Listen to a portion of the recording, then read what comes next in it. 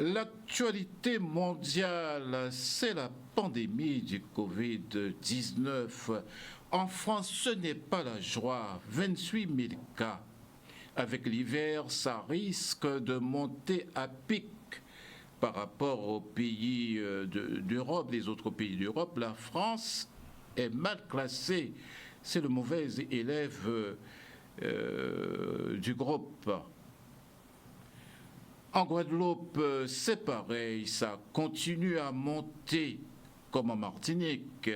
On se demande quelle stratégie qui est mise en place. Est-ce l'immunité collective ou la prévention avec les mesures barrières? Ou allons-nous vers un reconfinement? Eh oui, allons-nous vers un reconfinement? On verra bien. Autre sujet d'actualité, l'eau dans tous ses états. La dissolution du SIAGLE est prévue pour le 1er décembre. Mais allons-nous résoudre la problématique de l'eau sur le plan social et économique? On dit que Cap Excellence a la clé. On verra bien. Autre sujet d'actualité nationale, c'est le projet de loi sur la laïcité. Le président semble être plus clair. Ce sera une loi contre les séparatismes religieux. Mais dans le premier discours du président, il avait parlé de complotisme, de communautarisme et de séparatisme, empêchant le vivre ensemble et n'ont pas leur place dans la République. La question se pose, c'est quoi le communautarisme? Et voilà. Mesdames, Messieurs, bonjour, bon dimanche, bon café chaud, pas de café chololo, mais café chaud. Sur le plateau, nous avons Raymond Ramaille, Espéronel Raphaël, bonjour. Bonjour. Et Nico Italique, bonjour. Je vous demanderai comment allez-vous? Bon, ça va très bien. Ça va? Oui. Et en visio, nous avons René Beauchamp. Bonjour. Nadège Monteau, Théon Ouzio, nous aurons Jalton, Eric Jalton, président de Cap Excellence. Bonjour Eric, si vous êtes avec nous. Bonjour Monsieur Jalton. Oui, alors messieurs, nous sommes obligés, en attendant, je donnerai plutôt la parole à Nico Italique, ça fait longtemps qu'on ne l'a pas vu. Merci, monsieur André. Écoutez, moi, d'abord, ma première question, est-ce que c'est Fania All-Star aujourd'hui? Parce que je vois Johnny Pacheco qui est ici, je vois Ruben Blades, Willy Colon. Par contre, où est Celia Cruz? Elle a retiré. Ah ouais, c'est ça. Donc c'est bien dommage. Mais en tout cas, je suis très heureux de revenir ici. J'espère qu'on va bien chanter. Oui, voilà. Voilà, mais c'est une belle émission. Oui. Je crois qu'elle tire ses lettres de noblesse, de haute participation, de haute lutte d'anciens combattants revenus aujourd'hui. C'est avec bonheur vraiment que sans phare, sans détour, que j'aime dire ce que je pense. C'est une bonne tribune pour le faire, surtout lorsqu'on a des interlocuteurs de talent. Ça fait plaisir. Alors, vous êtes revenu en plein coronavirus, hein? Oui, c'est vrai. Crise sanitaire. Comment voyez-vous la Guadeloupe dans cette crise sanitaire? Alors, bon, peut-être un contre-pied. Moi, je vois la Guadeloupe comme étant en train de manifester le fait qu'elle n'est pas française. Ah. Parce que, entre nous, les Français contestent absolument tout. Il n'y a qu'à regarder leur télévision pour comprendre ça. Ils contestent les chiffres. Ils disent que les chiffres pertinents sur cette affaire ne sont pas communiqués. Ils disent que les scientifiques eux-mêmes se contredisent à longueur de journée, l'un après l'autre, disant le contraire, le contraire du contraire. Il y a des critiques très très sévères sur le gouvernement et sa responsabilité. Certains font les tribunaux en permanence sur tout ce qui se fait. Et en Guadeloupe, tout est tranquille. Bon, évidemment, on m'a dit qu'il y a Elie Domota, mais à part Domota et moi, il n'y a personne. Pour se moquer un peu. La Guadeloupe montre là qu'elle n'est pas tellement française. Moi, j'invite la Guadeloupe à être française. Ne riez pas quand je dis ça, M. Mando. Je vais vous sourire quand je dis ça. La Guadeloupe ferait bien d'être française. C'est-à-dire être responsable, parce qu'il faut être responsable dans cette affaire-là quand même. Mais il faut être un peu français. C'est-à-dire que ne pas accepter au nom d'une certaine résilience, nous serons les champions du monde de la résilience. Nous avons supporté tellement bitin que nous avons supporté aussi nous qui voient. Il n'y a qu'à entendre les gens qu'on leur dit voici les mesures. Le peuple dit ouais, bon, nous avons ça, nous avons un peu qui ça. Soyez français, Guadeloupéens. C'est Nico Italie qui vous le dit et ne riez pas. Bon, il y a de l'humour certainement là-dedans, mais je ne vous sens pas assez français. Et les Français aussi qui vivent ici, il y en a quand même. Je ne les entends pas assez français. Je les entends français lorsque, par exemple, il y a eu le cyclone à Saint-Martin. Alors, les Français se sont mis debout. Ils ont dit comment il faut que les avions de la République viennent nous chercher. Lorsqu'il y a eu sur le bord de la mer ces algues qui sont arrivées, qui ont déstabilisé leur plage, nos plages. Ils ont dit comment? Ici c'est la France. Nous avons droit au même traitement que tous les Français se sont soulevés. Mais je ne les entends pas. J'entends ni les vrais Français, alors face au traitement inégal dans lequel nous sommes, et j'entends ni les faux Français pour pouvoir dire soyons français. Voilà comment je pourrais parler de cela pour dire bonjour à tous les amis et mon retour ici à EcoClub. Monsieur Espironel. Alors, je retrouve mon Nico. Oui. Alors, je ne sais pas si c'est mon français ou mon contre-français, mais je retrouve cette impertinence caustique qui a fait les beaux jours d'EcoClub. Donc, c'est vrai. Bon, ce que je voudrais dire quand même, surtout ce qui me frappe par rapport à la France. C'est pas la France du quotidien, effectivement, qui est complètement... C'est la France profonde. Celle des certitudes, celle de l'incapacité à se remettre en cause et celle du déni. Et donc là, on est complètement là-dedans. Et c'est pour ça que ce choc se fait entre la populace, je dis bien la populace, parce qu'à défaut d'opinion publique et la politique, dès le départ, il y a eu mensonge d'État. Dès le départ, il y a des querelles de pouvoir, des jeux de pouvoir, des enjeux de personnes, donc Raoult par Raoult, considérables. Et on était là dans quelque chose qui est soi-disant un esprit critique, mais qui fondamentalement est du déni, qui se pose sur la réalité. Nous sommes dans une crise. Alors ça veut dire quoi la crise? Ça veut dire que justement tous les outils traditionnels de pensée, de conception, de compréhension et de réponse ne fonctionnent pas. Puisque la crise de l'État correspond à une crise des États. Des États d'aide, des États de fer. Et par rapport à cette crise-là, il faut être très humble, il faut être modeste. Alors c'est vrai que ce qu'on peut reprocher aux Guadeloupéens, cette espèce de tranquillité, c'est de la résilience, puisque nous sommes nés de la crise. Nous sommes nés en permanence, donc on voit venir, on laisse venir, avec une sagesse qui n'est pas philosophique, mais qui est quasiment magique et religieuse, bordée d'un certain nombre de choses. Mais je crois que surtout ce qui me pose problème, c'est qu'alors même que la gestion de crise va devenir quelque chose, nous, ça fait longtemps que les clubs ont dit, la crise est devenue l'état durable. Donc c'est le Covid, avant c'était autre chose, après ce sera encore autre chose. Il va falloir qu'on apprenne à fonctionner avec deux paramètres qui vont être constants. Le premier paramètre, c'est la complexité. Le deuxième paramètre, c'est l'incertitude.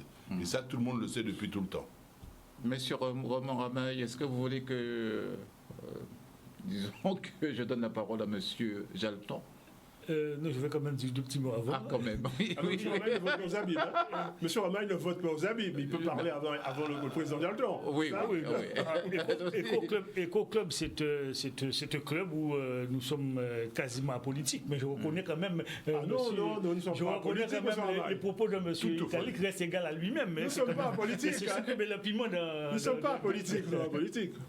Bien, ceci étant dit, concernant le corona, je pense que effectivement, bon, il y a eu des hauts et des bas, il y a eu des on-dit et des contre-on-dit, et donc c'est vrai que personne n'a la science infuse et n'a la solution aujourd'hui.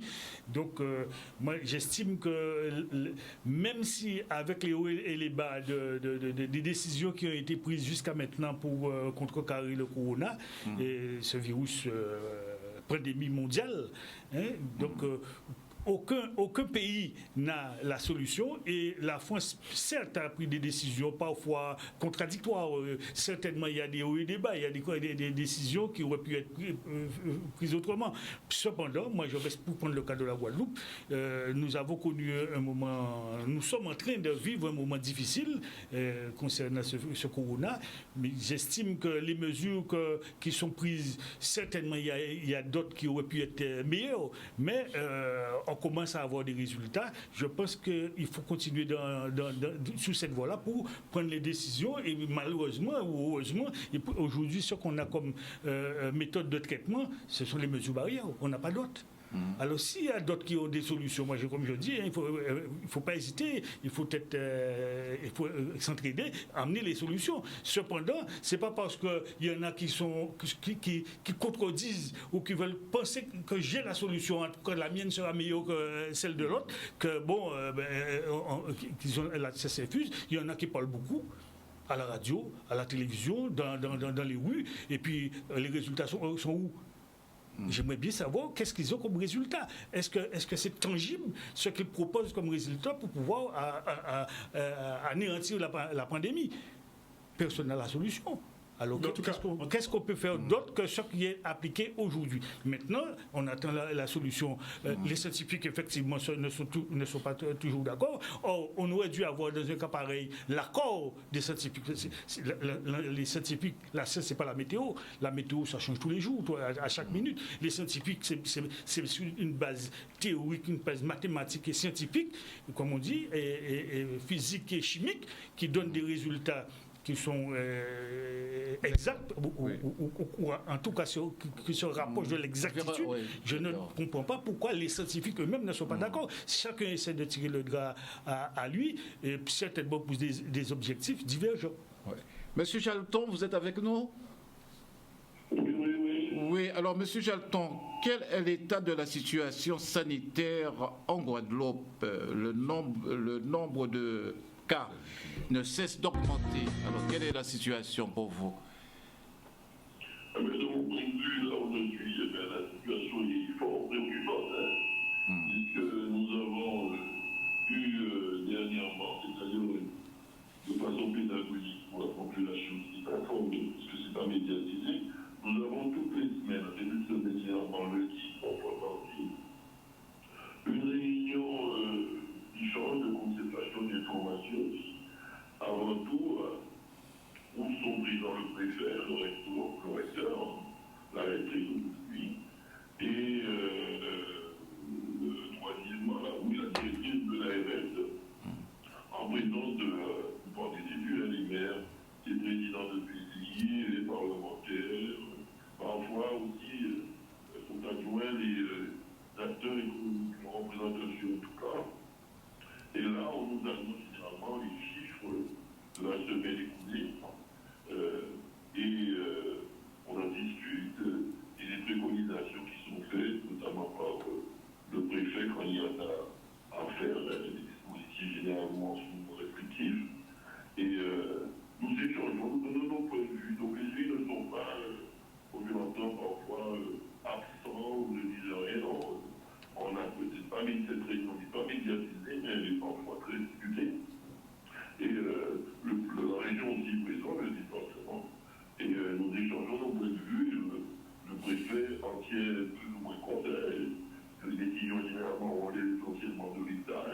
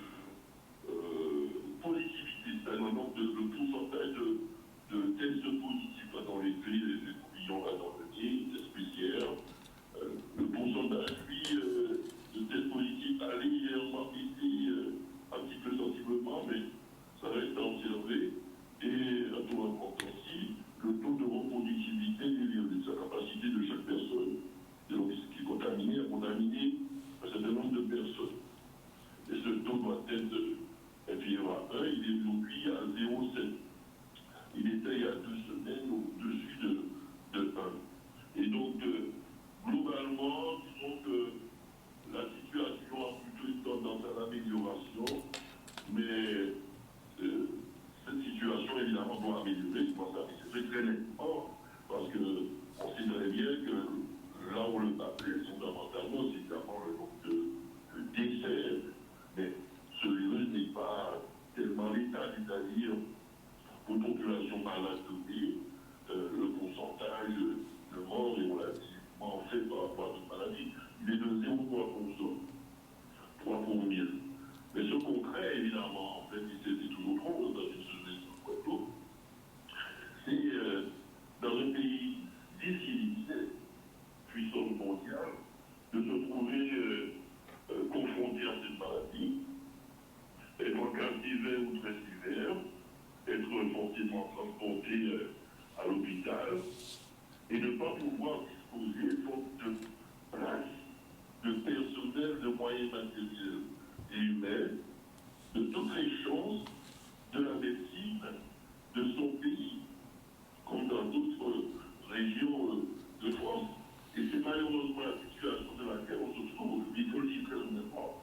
Nous avons plus qu'à capacité de mobilisation de médicaments dûment chargés, dûment équipés, le personnel manque. 40% des infirmiers aspirent à abandonner le métier, mon état d'esprit n'est pas très pas spécifique. Et donc, on a de quoi s'inquiéter, ne pas suffire à aller à l'hôpital. Encore moins si on a une forme sévère ou très sévère, et ça devient tolérable dans un système démocratique, dans une nation qui se prétend civilisée. Quel que soit par exemple mon police, il y aura toujours des morts au nom de toutes les maladies. Donc, le temps qu'un métier progresse, on voit malheureusement des cas et des décès. Mais il faut les limiter, mais il faut surtout permettre le système hospitalier guadeloupéen des moyens pour pouvoir faire face avec tous les moyens, que tout le monde ait absence, qu'on ne perde pas le sol suivant qu'on soit blanc ou noir, riche ou misérable. Et si malheureusement, il faut le dire, la situation dans laquelle on reste, on dira toujours sa version un peu édulcorée, etc. Mais on est déjà malheureusement dans cette situation. J'avais alerté il y a de cela plusieurs mois tout le monde, mais notamment le ministre de la Santé, l'ARS, sur la situation du CHU concernant les études de réanimation. Et qu'il y avait des chiffres de moyenne par habitant, et nous étions largement au-dessous du quota national. Et je disais, et le conseil scientifique, c'est pas simplement de Caton, le conseil scientifique disait que dans les Outre-mer, il faut doubler le nombre de lits de réanimation. Alors j'avais dit là, c'était un alerté tout le monde. Malheureusement, le décret n'est pas tout à fait passé, puisque je ne crois pas qu'on ait doublé le nombre de lits de réanimation depuis. Et donc aujourd'hui, on a un vrai problème. Le problème est d'autant plus important que quand nous avons des régions dans la République, notamment de la Guyane, la Martinique, qui ne seraient pas atteints, donc qui disposent encore de marge de réanimation, plus transférer les gens pour se faire soigner en réanimation, au stade ultime. OK? Mais quand aujourd'hui on a un peu partout en France, on commence à tirer la sonnette d'alarme, on s'approche un peu des taux d'alerte dans certaines régions. Et franchement, on pourra bien compter sur cette solidarité nationale. Et donc, on va se transformer sans doute, sans exagérer. Sinon, médecine de guerre, parfois avoir fait un choix entre deux patients, occuper peut-être le dernier lit de réanimation qui reste. Je ne suis pas sûr quels critères ce soit sera. Donc la situation demeure préoccupante, elle est très préoccupante pour le CHU. Elle devient moins préoccupante au stade de circulation du virus, mais au stade après, c'est-à-dire 2 à 3 semaines après, quand on se retrouve en cas sévère ou très sévère, pour un certain nombre de personnes au CHU, la situation demeure très préoccupante et c'est un euphémisme. Pour l'instant, il n'est pas question de reconfinement.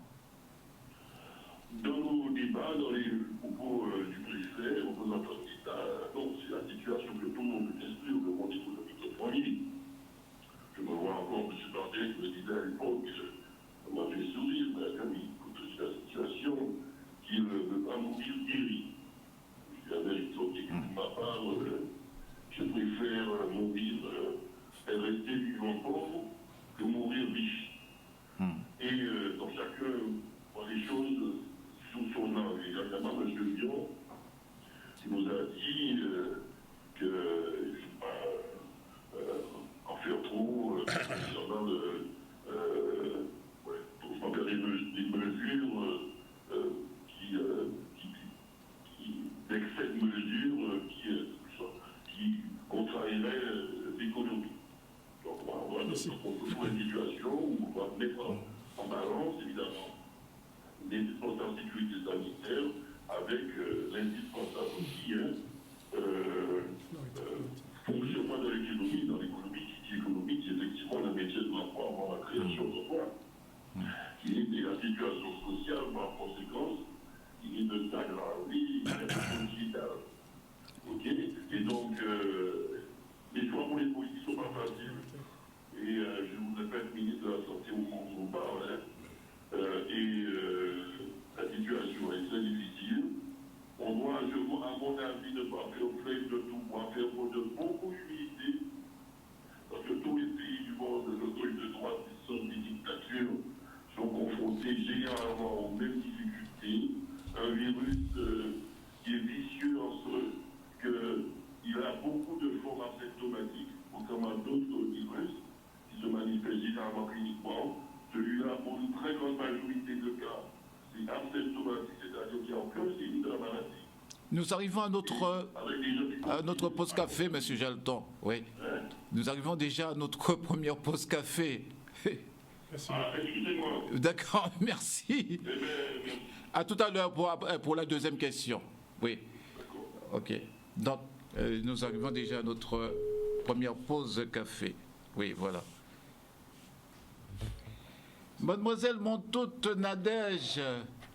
Pas mademoiselle, madame, monsieur André. Madame. Madame. Il n'y a plus de mademoiselle juridiquement, c'est fini. Ah bon? Moi, je ne savais pas.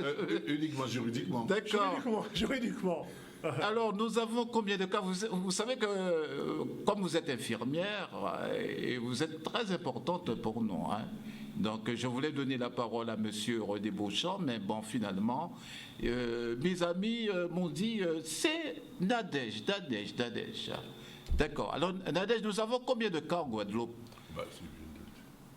Vous nous entendez, Nadège? On ne vous entend pas. Activez votre micro, s'il vous plaît.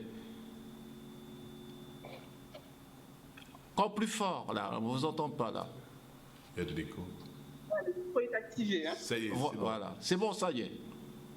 Le micro est activé, donc moi je vous entends. Bonjour à tous. Bonjour. Donc, effectivement, je représente le monde hospitalier qui, à mon sens, ne s'exprime pas suffisamment sur les médias, puisque nous sommes censés être des spécialistes des questions de santé. Et c'est vrai que, s'agissant des chiffres, il faut savoir qu'ils évoluent régulièrement. Et je pense que, et là, je reste d'accord avec l'ARS quand la directrice dit qu'il faut pouvoir les manier avec précaution parce que d'un jour à l'autre, la situation peut évoluer. Donc, on peut avoir, en fonction du nombre de tests effectués, un nombre important donc, de cas positifs. On dit bien cas positifs, pas forcément ça ne correspond pas forcément au nombre de personnes malades. Donc après, il y a des personnes, effectivement, il y a un nombre important de patients donc, admis dans les établissements de santé, publics ou privés. Hein. Il y a effectivement une organisation qui a été mise en place depuis le déclenchement du plan blanc. Certains patients donc, qui ne sont pas forcément Covid sont orientés vers les établissements privés. Et il y a une organisation qui a été centralisée, on va dire, pour recevoir des patients Covid au niveau du CHU de Guadeloupe et au niveau d'autres établissements qui collaborent notamment pour pouvoir prendre en charge des patients moins lourds.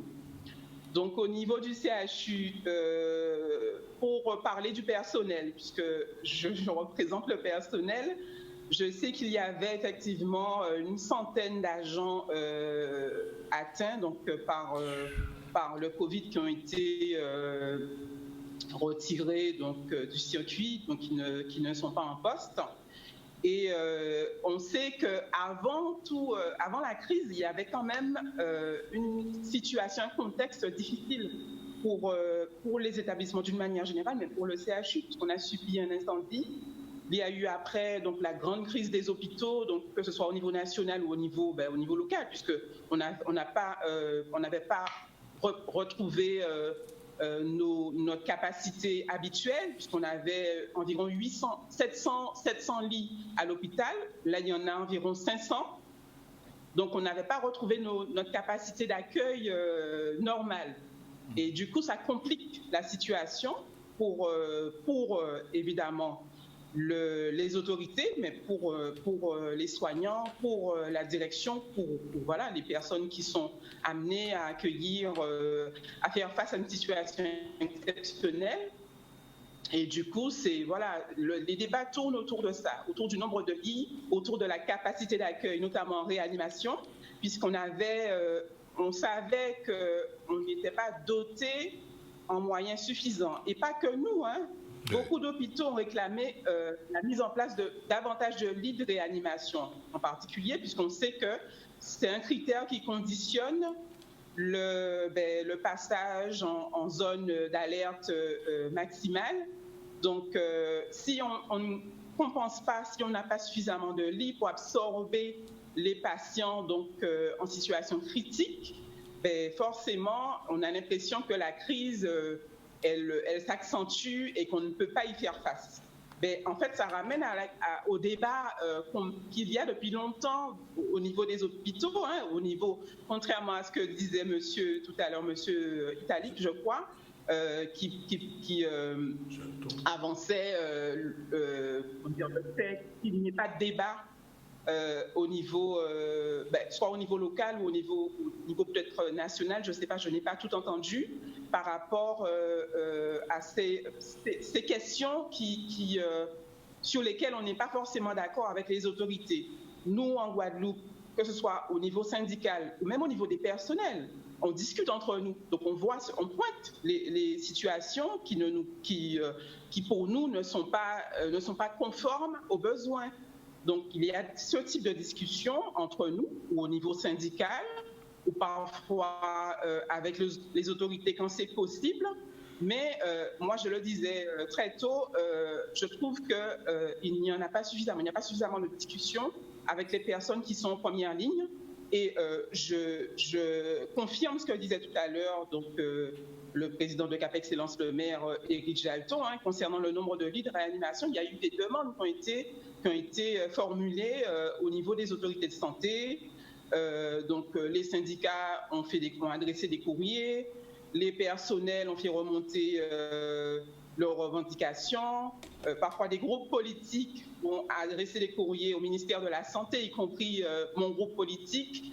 Donc, on a quand même alerté suffisamment tôt par rapport aux problèmes qui risquaient de se poser compte tenu du nombre insuffisant de lits et de moyens que nous avions au chevet des patients. Et s'agissant du personnel, pareil, on a quand même alerté suffisamment tôt pour dire que si la situation s'aggravait, on n'aurait pas pu faire face compte tenu du nombre insuffisant de personnel. Ça, c'est chronique, hein, quasiment au niveau hospitalier. Donc, il y a une politique de restriction budgétaire, donc de restriction des moyens qui a été mise en place depuis très, très longtemps et on en paye les conséquences aujourd'hui. Il ne faut pas, quand M. Ramaille dit que personne n'a la solution, moi, je ne peux pas être d'accord avec ça dans la mesure où quand nous qui sommes sur le terrain, nous disons que les moyens ne sont pas suffisants, nous savons pourquoi nous disons que ce n'est pas suffisant. C'est parce que nous savons que les moyens mis en œuvre par les autorités ne couvrent pas les besoins. Ce n'est pas compliqué à analyser. Si vous faites un état des besoins, de la population compte tenu en plus de la configuration qu'on connaît, on sait qu'on a beaucoup de comorbidités entre guillemets, nous savons que nous avons beaucoup de diabétiques, en Guadeloupe. Nous avons beaucoup d'hypertendus, nous avons des patients asthmatiques. Donc, il y a quand même une population déjà fragilisée par un capital santé qui n'est pas... qui est quand même très, très alarmant, j'ai envie de dire. Du coup, quand on alerte, c'est parce qu'on sait qu'en cas de situation critique, on ne pourra pas faire face. Et nous avons alerté, en tant que professionnels de santé depuis plusieurs années, par rapport à ces restrictions budgétaires et qui, aujourd'hui, contribuent fortement aux difficultés que nous rencontrons dans la gestion de cette crise. C'est ce que j'ai envie de dire dans un premier temps. Après, on va revenir dans les détails sur les chiffres, puisque je les ai vérifiés. Et j'ai vu qu'au niveau national, il y a beaucoup d'hôpitaux qui réclament une augmentation du nombre de lits de réanimation en particulier, qui se situe autour de 5500 lits pour tous les hôpitaux, alors qu'il en faudrait environ 9000 globalement. Oui. René Beauchamp. René Beauchamp, où avez-nous? Oui, avec autres. Oui, alors, qui j'en habite là? Qui j'en a situation là en Guadeloupe? Qui j'en nouillé là avec? En vrai que vous n'avez pas tellement communiqué sur crise là, hein, parce qu'à côté l'actualité, on n'a pas guettant de grand-chose. Hein. Alors, est-ce que c'est volontaire? Oui, non, mais à quoi, une situation là, à l'heure actuelle, effectivement, c'est une situation qui est assez préoccupante. Il est préoccupante non pas par le nombre de gens qui atteignent par le coronavirus, mais par le fait que nous ni candidats à la population, nous, le monde, qui c'est des gens à risque. Et c'est là, et c'est ça qu'a expliqué le nombre de morts d'ailleurs, pas entièrement, mais en grande partie. C'est que c'est surtout le problème là, ça qui a vu en moi extrêmement important. En prévenant tout ça que j'ai dit avant, c'est-à-dire que la première vague là, à coronavirus qui a été en Europe, il n'a pas particulièrement fait grand-chose en Guadeloupe. Tout simplement d'avoir rapidement tenu un certain nombre de protestations sur le terrain pour faire en sorte que nous trouvions nous petits groupes, arrêter les affaires les croisières, arrêter les affaires moun ka fait débarquer ici dans ça permet de nous préserver. Le problème là, c'est que nous ne pas mettre à casa nous. À Sainte-Lucie, on a tenu des problèmes comme ça, et le gouvernement a pris un certain nombre de décisions radicales. Et on ne va pas attendre parler des relents. Ni dans la Caraïbe, d'ailleurs, on ne va pas attendre parler des bons à point là, ça, qu'on nous attend de parler actuellement en Guadeloupe.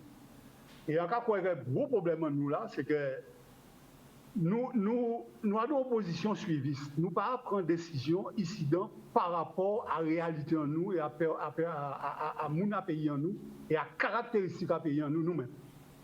Nous attendons simplement que le gouvernement là et que les autorités prennent décision pour nous.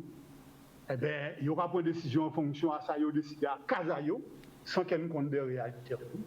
Et nous trouvons une situation là, effectivement, ni un certain nombre, parce qu'il faut faire le tourisme démarrer, etc., ni un certain nombre de mesures qui ne sont pas prises, et ni un certain nombre de...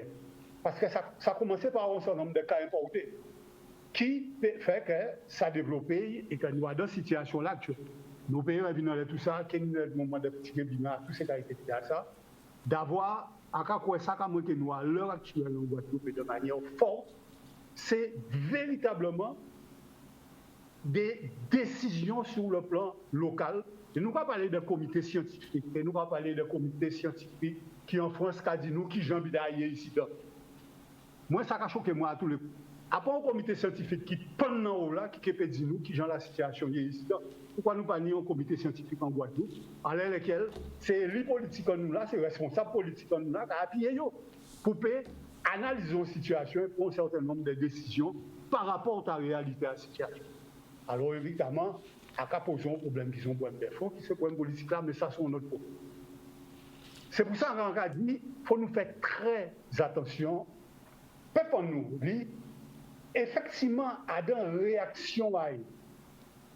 Son réaction des peuples qui a subi tellement qualité du terrain, passant depuis on peut parler de jusqu'à période, moi remonter jusqu'à période de l'esclavage, mais passant de tout cas été tribulation qu'il y a eu, même sur le plan sanitaire, au cloud, des connes, etc., ça, au gaz, tout ça, en réalité, ça fait qu'on nous une sorte de résilience qui a fait qu'il a dit bon, puisque pour nous pas prendre les problèmes, en nous essayer voir nous-mêmes qui j'en nous pas prendre les problèmes. Alors, prendre les problèmes à charge, ça veut dire respecter les gestes barrières, etc., etc., etc. D'autant plus que nous avons une situation sanitaire, il faut ça, hein. À part le Covid, ça fait que la réalité à les hôpitaux que nous visitons et tout ça, ça montre une faiblesse. C'est politique de santé là qui, depuis un bon moment, en termes de moyens à mettre à disposition, en termes d'analyse de situation à pays en nous qui sont au archipel et des moyens à mettre en place de façon à répondre aux besoins de santé à la population, qui n'est pas fait, qui panie, qui n'a pas qu'à exister politique là, ça, et que nous, à la solde des décisions qui doivent venir. Sans qu'à dire, c'est qu'à l'heure actuelle, nous n'y avons contre un phénomène qui là, et nous n'y apprend tout un certain nombre de dispositions vis-à-vis des gestes barrières aussi, mais en même temps, pas céder à la panique. En même temps, être capable de maîtrise par rapport à ces bitaires-là, ça, et d'aller aux mesures les plus simples, et d'essayer par cette crise-là, ça, qui c'est une crise parmi toutes les crises que le pays n'a pas connaître, parce que ni crise économique là, ni crise sociale là, ni aussi tout le monde qui perd d'emploi et tous ces bidets ça, qui fait que si nous avons une responsabilité guadeloupéenne, qui prend en charge la réalité à pays, et que nous pas chercher nous-mêmes trois responsabilités à travers une émancipation, nous pouvons sortir d'affaires dans ces bidets ça, et nous gagnons à subir point final. Autre sujet d'actualité, l'eau dans tous ses états, la dissolution du SIAG est prévue pour le 1er décembre. Mais est-ce qu'on va résoudre la problématique de l'eau sur le plan social et économique? On dit que Cap Excellence a les moyens pour. Alors, monsieur... Excusez-moi. Oui. Monsieur Tavik. Ouais. Alors. J'espère que Rick Jalton nous écoute. Parce que vous semblez dire à la Guadeloupe tout entière que... Je ne sais pas si je me suis trompé, hein, mais je pense que c'est ce que j'ai entendu. Le président Jalton a lui tout seul peut régler la question de l'eau en Guadeloupe. Oui, oui. Alors là, je voudrais bien entendre là-dessus brièvement. Hein, oui, brièvement. Parce que je crois que l'eau, c'est une question souveraine. Je pense sincèrement, il faut penser à l'eau comme une question souveraine. Les questions de souveraineté, même si elles sont locales, ne se gèrent plus comme il y a 50 ans. Et j'entends beaucoup de choses concernant le règlement de cette question de souveraineté locale, mais j'entends pas beaucoup de choses d'innovantes et de nouvelles. La chose nouvelle qui circule le plus sur la question de l'eau en tant que question de souveraineté à régler, c'est la participation des citoyens. Ça, c'est une chose nouvelle. Et la majorité des élus, que j'entends, je ne sais pas ce que pense le président Jalton, ne veulent pas associer le consommateur final, l'utilisateur, le citoyen à la décision. On veut bien le prendre en otage pour qu'il serve de caution. Mais le mettre autour de la table, qu'il ait la capacité, le pouvoir de décider, de co-décider, il semblerait qu'on n'en veut pas. Or, c'est une question éminemment politique. Et une question politique ne se gère pas avec soit des techniciens qui ont pris le pouvoir, des multinationales françaises qui font ce qu'elles veulent, ou des élus qui ont peur de leur ombre. Donc, je redis, il faut créer ici une SIC. Ça, c'est le président de la CRES qui parle. Créer une SIC, mettre autour de la table à égalité les décideurs techniques, les financeurs, les politiques et les usagers. On aura commencé par mettre en place une structure pour répondre à une question de souveraineté politique. Alors, le fait si Eric a lu tout seul à la solution, c'est dur pour lui, parce qu'il ne faut pas... Non, les épaules à Eric larges, mais quand même apprendre à ça. Mais la direction, elle n'est pas autour d'un homme, ni d'une structure, qu'il soit meilleur exaltant. Elle est autour du fait qu'autour de la table, on puisse mettre toutes les composantes de la décision en permanence dans le fait de décider. Et non pas de saucissonner les gens, les cloisonner, chacun a des manœuvres et des stratégies bizarres, mais la société coopérative d'intérêt collectif, la SIC, de l'économie sociale et solidaire, est un lieu pour commencer à poser la question de cette souveraineté-là. Voici ce que moi je dis pour l'instant sur cette affaire-là. Votre avis, M. Spironel? Non, tout à fait d'accord avec cette idée qu'on est dans un choc, effectivement, mais c'est ça la modernité. Et ce choc, c'est un choc démocratique, il ne faut pas se faire d'illusions, ou de démocratisation. Puisque manifestement, la démocratie par représentation est très limitée. Il y a d'un côté donc tout le principe de souveraineté qui est dominé en France par les politiques, quelles qu'elles soient, ou les technocrates, effectivement. D'un côté, en haut, il y a les politiciens, et en bas, il y a les territoires. On se rend bien compte que depuis quelque temps, les réalités se vivent au niveau du territoire, alors qu'elles sont pensées dans des schémas différents au niveau des politiques. Et donc le choc, c'est qu'il n'y a pas de corps intermédiaire entre les territoires et les politiques, que les concitoyens, on ne va pas décomposer le mot, mais on peut le mettre comme on veut, et que donc au milieu, il n'y a pas de mécanisme d'appropriation de la décision politique, ou alors même de restitution de cette dynamique politique, parce que entre les deux, ceux qui sont censés faire l'ascenseur, les corps représentants, les corps intermédiaires ne fonctionnent pas. Donc on est dans une situation de schisme, de croisement de deux socles, les territoires qui en demandent de plus en plus à ce qu'il faudrait pour leur bonheur au niveau le plus élémentaire, l'eau, la santé, les politiques qui sont des politiques publiques qui voient avec des schémas de technocratie sur du long terme.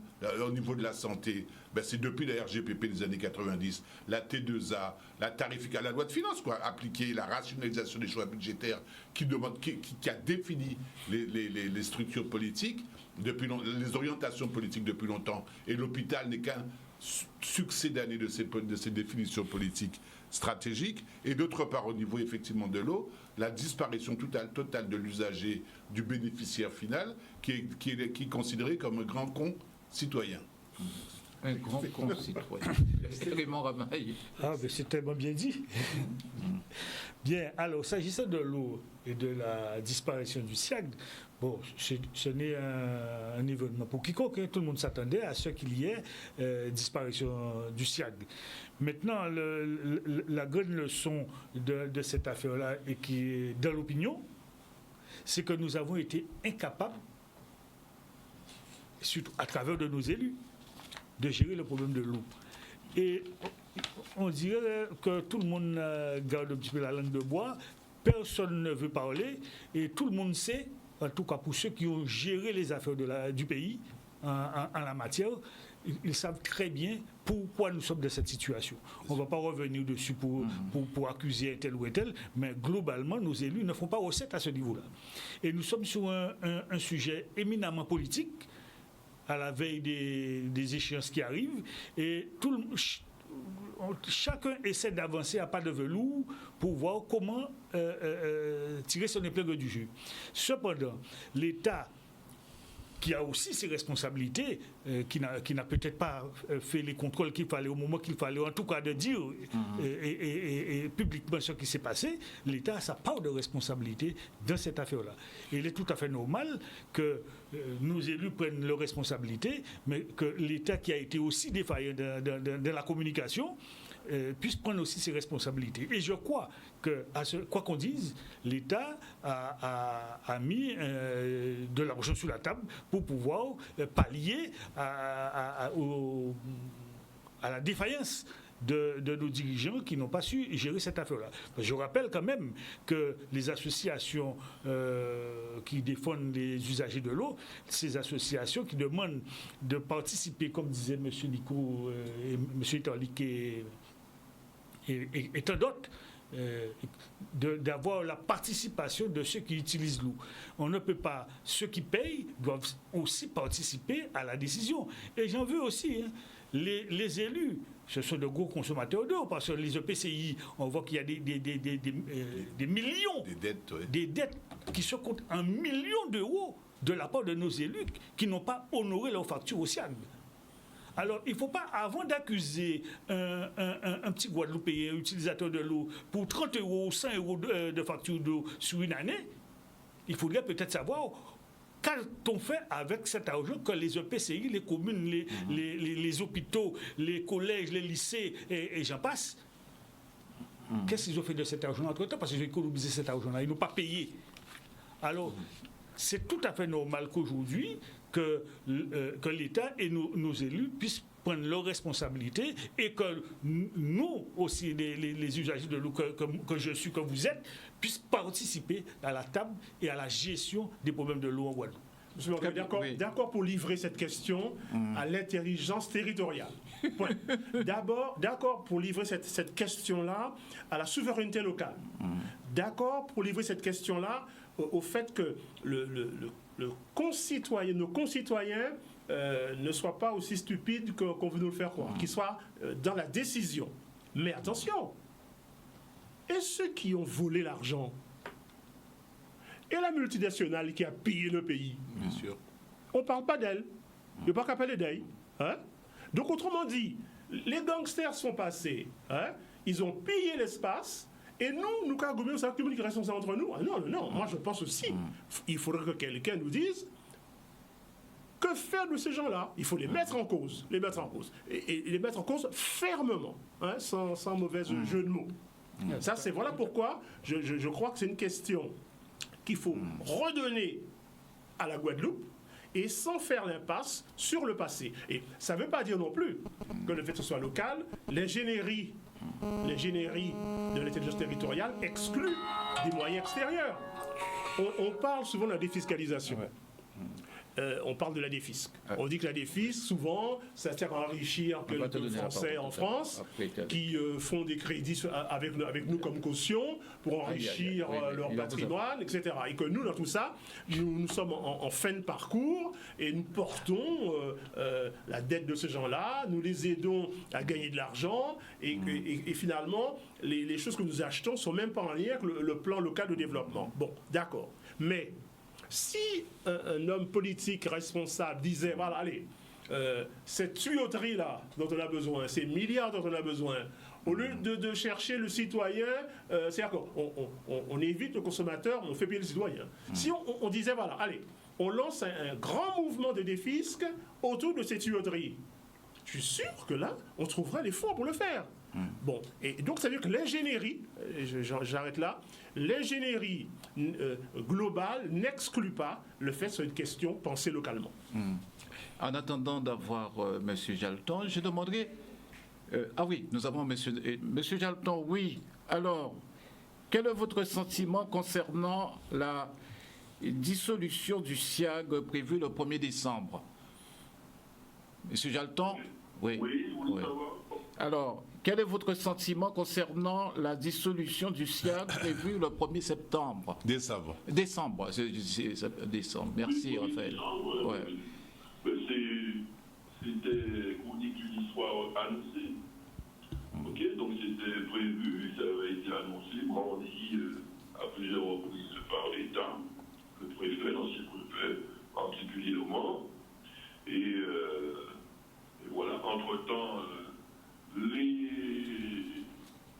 structures locales, les EPCI, particulièrement les communautés d'agglomération, ne se sont pas entendus. En tout cas, ceux qui préconisaient un syndicat mixte ouvert dans lequel d'autres pourraient adhérer ultérieurement, mais n'ont pas pris de responsabilité. Ça fait depuis 2017, ils l'avaient préconisé, dans une opacité la plus totale. Cette fois-ci, on était un peu plus informés concernant les dettes, etc. Les uns et les autres. Ça a été réchauffé. Et ceux, c'est-à-dire les autres PCI, nous sommes deux PCI qui avons dit que nous ne pouvons pas entrer dans une structure, un syndicat mixte ouvert, dans ces conditions, notamment le fait qu'on veuille plomber la structure dès le début avec des dettes non banquières aux fournisseurs, et que chacun devait payer ses dettes, chaque PCI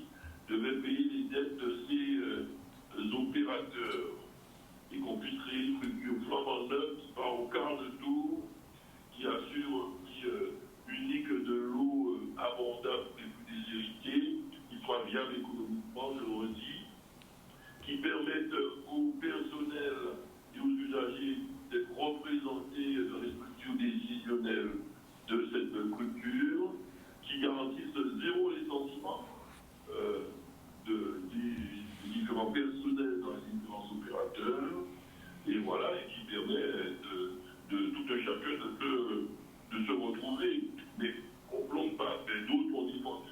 C'est là le point d'achoppement essentiel, c'est le paiement des dettes fournisseurs non bancaires fournisseurs. Le plus trivial, que chacun puisse payer ses dettes.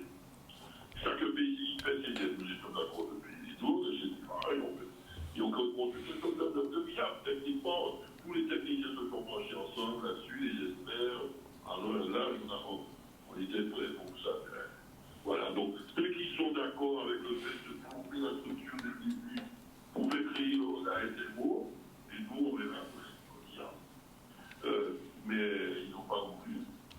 Et ils n'ont pas voulu, alors que c'est ceux qui avaient annoncé la population. Donc, pour ne pas polémiquer, je crois qu'il faut remettre le pouvoir sur le métier. Je pense vous rappeler qu'on y arrive, qu'on crée un véritable service public de l'eau dans les conditions que je viens de citer, avec les conditions c'est prérequis, c'est indispensable.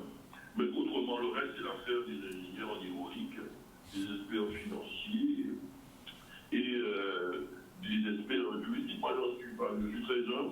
J'ai 4 experts à Cap-Excellence, c'est déjà désigné la directrice de l'eau d'excellence Collab, M. Gatou, qui est nouvellement président de la régie eau d'excellence, mon gestionnaire des services de Cap-Excellence qui a une connaissance financière, qui a travaillé dans d'autres comme les institutions de l'État, et M. Lubette, qui a longtemps dirigé eau d'excellence et qui est responsable du grand site et de 6 sites de l'eau. Moi, je m'appuie sur eux, une fois qu'ils me diront banco, vos 5 conditions sont remplies, Monsieur le Président, je signe. Mais pour l'instant, ce n'est pas le cas. Abélie ne voit la même position que moi, je peux entrer dans une structure mornée. Il faut être sérieux. Je ne vais pas faire un grand soir, dire voilà, on a créé le syndicat électrique, bravo, tout le monde est content, et qu'on s'aperçoit quelques mois après qu'on a créé un Titanic qui va couler au large. Non, donc il faut être sérieux dans cette opération. Moi, je le dis pour ma part avec eau d'excellence. Je reste toujours optimiste. Je pense que le bon sens va triompher, et que cette structure va avoir le jour dans des conditions viables. Mais pas quelque chose de bon. Et encore une chose qui est un point d'achoppement. Très tôt, j'avais dit, nous sommes la nouvelle génération, entre guillemets, ayons des méthodes dignes de ce nom. En CTAP, sous la présidence de région, je dis, associons dès en amont, associons les représentants du personnel, des syndicats de l'opposition, notamment de la sera très agile là-dessus. Dès le départ, associons-le à la structure, à la réflexion, à la construction, à la co-construction de ce service public de loi. Non, c'est quelques élus que je nomme pas, mais bon, essentiellement de la Carle, qui sont non, non, on va les mettre après, on fait d'abord, et après on va les présenter le projet. Donc voilà, et donc finalement, je pense que si on avait intégré les syndicats, le personnel dès le début, avec les élus, je pense qu'on aurait sans doute construit déjà cette structure plus rapidement. Et ce ne serait pas comme s'il était en pied du processus. Et on n'aurait pas piloré les élus de la Guadeloupe.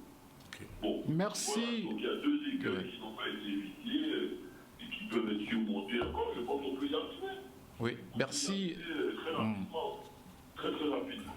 Ouais. Mais nous ne nous embarquerons pas. Je ne veux pas quitter Eau d'Excellence pour entrer dans une structure qui sera pire, qui sera Colombie, où on est aussi péniblement, on a plus de 20 000 habitants de. On a compris, M. Jalton. Oui. Je n'ai pas compris 60 000 habitants des avis des 106 000 de Cap-Excellence. Ouais. Une structure, la situation sera pire qu'auparavant. Ce sera le cas pour l'ensemble des autres territoires. Merci, M. Jalton. D'accord, on a compris. Sur des fondations saines et solides. Bien, alors, merci, Raphaël Espérodel. Oui. Ce qu'il faut comprendre, bon, toutes les clauses, on comprend ce que dit M. Jalton. Moi, ce que je comprends surtout, c'est que les conditions, jusqu'à présent, les conditions dynamiques de la démocratie représentative n'ont pas fonctionné. C'est ça. Et que donc les EPCI, finalement aujourd'hui, EPCI, ça se traduit en état de pillage des comptes individuels. C'est ça EPCI maintenant. Et que donc par rapport à ça, on ne va pas demander aux individus de suppléer ceux pour les situations pour lesquelles ils avaient voté. C'est une aberration au niveau démocratique. Je vote pour quelqu'un qui doit me représenter, donc quand même, j'espère qu'il est quand même au moins plus fort que moi, parce qu'il est porteur de ma voix et d'une voix collective. Ils ne sont même pas capables de s'entendre entre eux, et maintenant ça nous retourne dessus, donc c'est pas sérieux. C'est pas sérieux. Alors maintenant, effectivement, la situation, elle est ce qu'elle est. Donc ça veut dire quoi? Il n'y a pas d'entente, il n'y a pas de prise de responsabilité, on ne s'entend pas, et puis c'est parti au pillage. Ça date depuis 2017 enfin, apparemment, il n'y a aucune raison structurelle que ça s'arrange dans les 5-10 ans à venir. Roi des Beauchamp, après ce sera Nadège Montot. Roi des Beauchamp, oui. Alors, quand Pézine aussi, ils ont fait de l'eau là, si dissolution, nous avons parlé de ça, hein, mais anti-mot aussi ça. Non, mais absolument, nous avons parlé de ça. Hein. Plus fort. Activez le micro. Voilà. Micro, on m'a activé. Vous attendez moi là? Oui, nous attendons bien. Ouais. Bon. Non, en cas dit, nous avons déjà parlé de ça en première fois. Hein. Oui. Moi, question à dissolution à le SIAG, c'est un bilan qui était inévitable. Tout simplement parce que le SIAG, tel qu'il est constitué et tel qu'il fonctionne surtout, fait qu'en réalité, par exemple, et au contraire, il a aggravé la situation. Malheureusement, l'organisation politique qui était au pouvoir à ce moment-là, ça, considérait le SIAG, non pas comme un service public à la population là, mais comme confort pour les élections et politique électorale. Nous vivons, et vers ça, je dis jour. Bon. Actuellement, problème à Dola, c'est un problème de service public. Nous avons toujours dit ça depuis un peu la période d'un café. Donc c'est ça. Ou il au moins 4 ou 5 ou 10 même prix différents pour un mètre cube de l'eau. C'est une question de service public. Donc, prise en charge là, à problème à Dola doit être faite par une structure unique qui sont structures qui correspondent au service public. Ça qui permet de faire une péréquation et peut effectivement permettre d'amener un seul prix à l'eau. Deuxième question à présent, qu'arrêter problème à qui gens ou qu'à gérer question à gestion à l'eau. Gestion à l'eau, c'est un problème à la fois politico-technique ou technico-politique. Ça qui veut dire qu'on ne peut pas comprendre que c'est les politiques qui gèrent le problème à l'eau. Ils ont géré avec aller sachant, c'est-à-dire les gens qui travaillent dans le domaine là et qui portent leur expertise à eux, et ils travaillent aussi avec les usagers qui font part des sentiments à eux, impressions à eux, et ça qu'on demande à niveau là ça. Et c'est ça qui a constitué organisation à service public. Deuxième problème à présent, c'est le problème à l'argent là. Il faut savoir qu'à l'heure actuelle, et depuis 1996, on a déjà dit ça la dernière fois là, il y avait Chirac en particulier, contrôle à gestion de l'eau là, qui était fait par la DDA, ils ont ôté ça en main et ils ont dit les différentes communautés, et qui sont les communautés d'eau, etc., communes, etc., puisqu'ils ont la responsabilité à les communes et ils ont organisé de différentes manières. Ils ont dit qu'il faut faire accompagner d'organismes de gestion, c'est-à-dire qu'il y a des contrats à passer avec des organismes de gestion qui permettent de contrôler un certain nombre d'habitants. Malheureusement, ça n'a pas fait. Pour communauté, pour structure, collectivité, pas passer à accord avec pour organisme qui permettent de contrôler ces gestions. Résultat, pas tenir véritablement gestion à l'eau. Et même les organismes qui font l'opérationnel, ils ont fait des rapports qui en fait pas à discuter. À bon moment, pour côté. Si bien qu'on pas tenir pour politique d'investissement et pour planification, ça a concerné problème à l'étudiant. Or, tout le monde sait que l'étudiant a une durée de vie de 50 ans. Et que si vous voulez résoudre cette question-là, il faut une planification qui permettent de savoir qu'on a 0,2% à changer, 2% de tuyauterie à changer chaque année pendant les 50 ans, pour permettre de justement mettre à niveau tout système de distribution à l'eau là et de façon qu'on va éviter toutes les paquets de fuites que nous avons et tout ça. Et tout le monde sait que question là, ça, c'est une question qui est importante. Donc, si on planification pour payer, d'une part, trouver les investissements pour constituer l'infrastructure, l'usine, compagnie, tout ça, des rétentions, les châteaux d'eau, etc. Et si on planifie une véritable planification, ça concerne réparation à les tuyaux et compagnie, eh bien, effectivement, on va trouver dans cette situation-là. Merci, René Bouchon.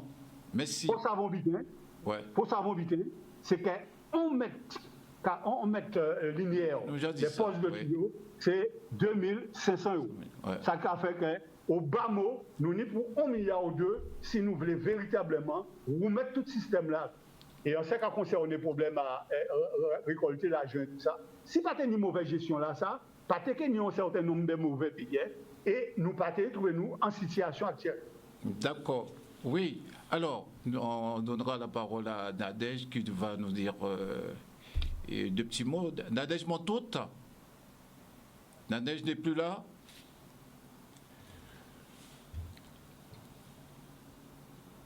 Nadège Montoute, vous n'êtes pas avec nous alors? Oui, je suis là, je vous entends. D'accord, oui. Alors, sur l'eau, la dissolution du SIAG, juste un petit mot parce qu'après, on passe à un autre thème. Oui, donc sur l'eau, donc je ne vais pas reprendre tout ce qui a déjà été dit jusqu'ici au niveau médiatique. Et puis, c'est une question quand même qui fait l'objet de débats réguliers. Après, aujourd'hui, je pense que l'attente de la population, c'est d'entrevoir des pistes de solutions pour régler la situation et puis lui permettre d'avoir de l'eau dans son robinet, puisque nous savons que l'eau est quand même un bien commun et qui, normalement, ne devrait pas faire l'objet de spéculation. Puisqu'en fait, le problème qui s'est posé, c'est que, comme un intervenant le disait tout à l'heure, c'est qu'il y a eu une multinationale qui a spéculé sur l'eau, donc sur la ressource, qui est une ressource naturelle qui devrait être accessible à tous, et qui n'a pas en fait effectué les réparations donc qui devaient permettre que la ressource puisse être consommée par tout le monde. Donc il faut en tirer des leçons, bien entendu. Donc pourquoi pas, c'est ce que nous préconisons, tout comme certaines associations, certains collectifs d'usagers, mener une enquête, mettre en place une enquête parlementaire pour déterminer les responsabilités réelles par rapport à la gestion qui finalement n'a pas été conforme aux préconisations ou aux protocoles qu'on connaît. Et ensuite, mettre en place un plan d'investissement pour pouvoir régler le problème définitivement. Donc, à savoir le montant qu'il faudrait pour pouvoir refaire donc, les réseaux. On sait que on a entendu que ça tourne aux environs de 900 millions d'euros, voire 1 milliard. Il y en a qui disent que c'est un peu plus. Donc, il faudrait, je pense, aujourd'hui, parler des solutions. Qu'est-ce qu'on fait aujourd'hui? On répare complètement les réseaux, donc les tuyaux qui sont abîmés, puisque le problème se situe à ce niveau-là. On peut aussi parallèlement mettre en place une enquête, comme nous on le demande, pour déterminer les responsabilités, mais surtout pour éviter que la situation ne se reproduise, puisque c'est en fait, le débat, il est là. Merci. Quelles leçons on tire de la manière dont les choses, dont la situation a été gérée, quelles leçons on tire, donc comment on fait pour pouvoir déterminer les responsabilités, et puis régler la situation en investissant au niveau des travaux, donc des réseaux qui doivent être réparés. Donc nous, on dit qu'il faut aujourd'hui parler des solutions. Merci. Merci. Je voudrais trois choses. Oui. Trois choses. Ah, je suis désolé, madame. Oui. C'est fini? Allez. Trois choses au niveau des solutions. Moi, je veux dire ici trois choses en rapport avec ça. Premièrement, quand est-ce qu'on va s'asseoir pour penser à une structure de défaisance pour externaliser la dette? Pour la déposer quelque part d'autre que dans le fonctionnement. Ça a été fait au Crédit Lyonnais, ça se fait dans beaucoup de structures qui sont défaillantes. Donc la dette, on la sort, on la dépose quelque part d'autre. Bon. Quand est-ce qu'on va adosser à cette question-là de la défiscalisation à l'échelle globale et peut-être un appel de bons qu'on appelle des bons sociaux. On va faire vite. Et troisièmement, quand est-ce qu'on va prendre les principes de l'économie sociale et solidaire pour gérer une question de souveraineté locale? 3 directions de solutions. Je ne suis pas candidat, mais si c'est un seul candidat, je les laisse volontiers prendre mes 3 idées. Alors, je crois qu'il ne faut pas se tromper sur la dimension technique d'un problème et les résolutions possibles qui font appel à des intelligences du territoire, le plus souvent, et la définition politique de ce même problème. Si on peut toujours colmater, mettre un cotère sur une jambe de bois. Si politiquement, et le problème est politique, si j'écoute ce que disait monsieur Éric Jalton, si la gouvernance elle-même est malade, vous pouvez mettre en place toutes les espèces d'architecture que vous voulez, ça ne marchera pas. Et c'est ça, et c'est pour ça que je dis, je répète depuis quelque temps, que l'atteinte fondamentale qui est portée maintenant, c'est à la démocratie. Ça veut dire que nous sommes dans une démocratie qui ne fonctionne pas. Alors, est-ce qu'il faut l'enrichir par un élargissement à d'autres personnes qui vont mettre du sang neuf? Et ça fait longtemps que certains syndicats sont très constructifs, au moins dans l'aspect critique. On va voir s'ils peuvent l'être aussi comme force de proposition. Mais il est clair que si on joue et si on fonctionne avec des acteurs actuels du débat social en Guadeloupe, on ira nulle part. Je voulais ajouter, toujours dans le même ordre d'idée, avec les mêmes personnes, je ne pense pas que ce soit la meilleure des solutions. Cependant, à écouter le politicien de Gonoa qu'on a eu ce matin, le maire des Abîmes, eh bien, c'est pas très rassurant. Mais non. C'est pas très rassurant du tout. On ne voit pas pour l'instant d'ébauche de solutions pour aller vers une clarification, une sortie de crise de cette affaire d'eau. Alors, à ce moment-là, qu'est-ce que je serais... Alors, ici même, j'avais dit une fois, 2 petites secondes, j'avais dit une fois, soit ça va faire graisser les dents, les gens vont graisser, les cheveux vont être graissés, laisser l'État régler le problème et de prendre la gestion de l'eau, et ça va graisser les cheveux, ou alors, à ce moment-là, on livre la gestion de l'eau à une entreprise privée. Et je suis sûr que là, on peut avoir aussi des pistes de réflexion. Autre sujet d'actualité, je ne sais pas si on aura le temps, mais disons que je demanderai l'aide de Raphaël Espéronel. Le président Macron est un peu plus clair sur le projet de loi, c'est-à-dire sur la laïcité. Mais au départ, il disait que le complotisme, et le communautarisme et les séparatistes empêchent le vivre ensemble et n'ont pas leur place dans la République.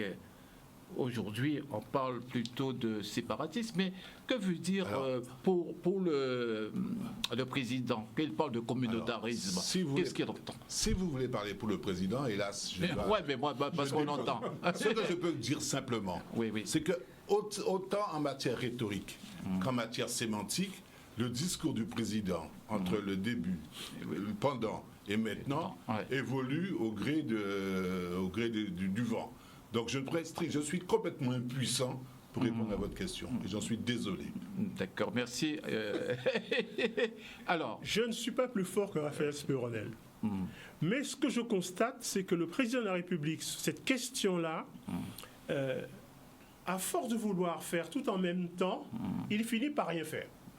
Et par rien dire de cohérent. Parce qu'en fait, pour être un peu pédagogique, la question de la laïcité, c'est ça qui est en cause en fait, c'est ça. Il faut qu'il le dise franchement. La France en 1905 pose une grande loi de séparation de l'Église et de l'État. Bon. Et aujourd'hui, on sent bien que c'est pas opérant. Ça pose des problèmes. Et ça pose un problème simple avec l'islam. Il faut dire les choses clairement, avec l'islam. Bon.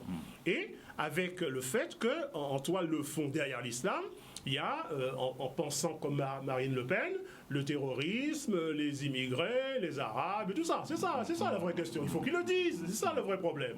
Et comment la France peut-elle faire face à cette question? Il faut qu'ils nous disent. 2 solutions. Soit il vous dit, je suis anglo-saxon. I'm English.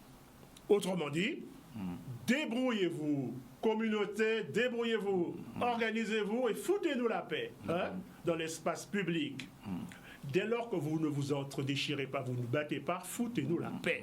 Femmes voilées, bienvenue. Hommes avec turban, bienvenue. Religieuses en soutane, bienvenue. Dès lors que le système fonctionne, anglo-saxon. S'il dit je suis français, je suis le français d'arrière-garde longtemps, il te dit, attention, il n'y a personne dans l'espace public, il n'y a que des citoyens. Je ne veux voir que des citoyens. Alors, mais il comprend bien que c'est difficile aujourd'hui.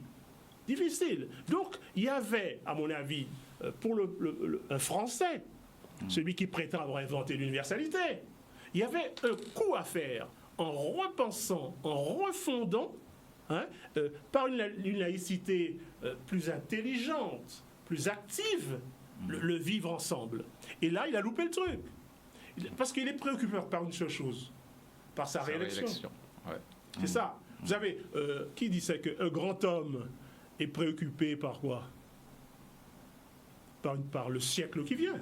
Mais un petit homme, par sa réélection. C'est un petit homme. Non, je ne dirais pas ça. Bon, mais on arrive déjà à la fin. Vous voulez dire quelque chose, Raymond Ramaille? Non, pas spécialement. Sur la laïcité, sur le problème du communautarisme, c'est un problème de laïcité qui se pose et que... On reviendra peut-être dessus. Ah oui, je veux les solutions. On reviendra dessus. Sur les communautés séparatistes, là. Oui. Moi, il y a 10 ans de ça, j'ai déposé ici à Canal 10 une demande de mariage. Vous m'écoutez pas, monsieur Mandry? Oui. Écoutez bien. Écoutez-moi. J'ai déposé une demande de mariage pour la fille de Bernard Ayotte. Oui. J'ai toujours pas de réponse. Donc on me dit j'appartiens pas à la bonne communauté. Non, mais tu n'étais pas le seul à avoir déposé. Vous êtes nombreux à déposer? Bien. Donc monsieur Mandry, cette provocation est intéressante. Donc voilà, il faut qu'on parle de toutes les communautés qui existent ici en Guadeloupe. Merci à Éric Jalton, merci à Nadège et René Beauchamp, et merci aux invités sur le plateau. Notre émission arrive à sa fin. Et à dimanche, si vous voulez bien. Merci de nous avoir suivis. Merci. Il faut la réponse vient, on t'a pas encore répondu.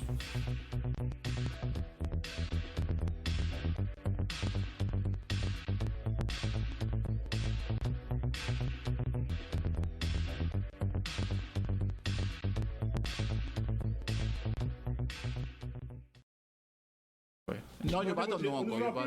Le format, c'est